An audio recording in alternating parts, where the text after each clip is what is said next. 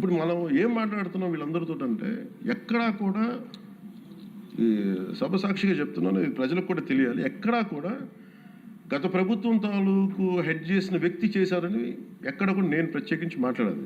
నేనేం చెప్తాను, టీటీడీ పాలక మండలి బాధ్యత ఇది.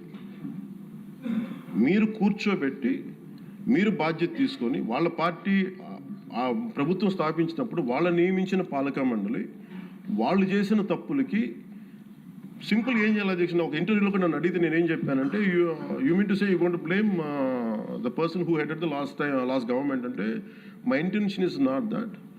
My intention is always to say that who did this, who are the perpetrators. A perpetrators is more or less they are the TTD board.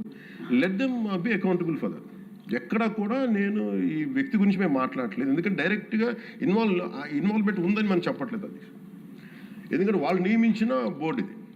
కానీ వాళ్ళు ఏం చేస్తున్నారు అక్కడ కూర్చోబెట్టి, ఎక్కడా కూడా సింపుల్ ఏం చేయాలి దీక్ష, నిజంగా నేనేం చెప్పాను ఆ ఇంటర్వ్యూలో కూడా, ఆయనే తప్పు, నాకు సంబంధం లేదు, మేము పలానా టీటీడీ బోర్డు చేసింది ఇది, ఆ టీటీడీ బోర్డు మీద మీరు నిష్పక్షపాతంగా ఒక కమిటీ వేయండి, ఆ దోషులు శిక్ష పడేలా చేయండి, వాట్ ఎవర్ దాని అవుట్కమ్ ఏముంటుందో దాన్ని బయట పెట్టండి, ఇంత సింపుల్గా తేల్చేయచ్చు.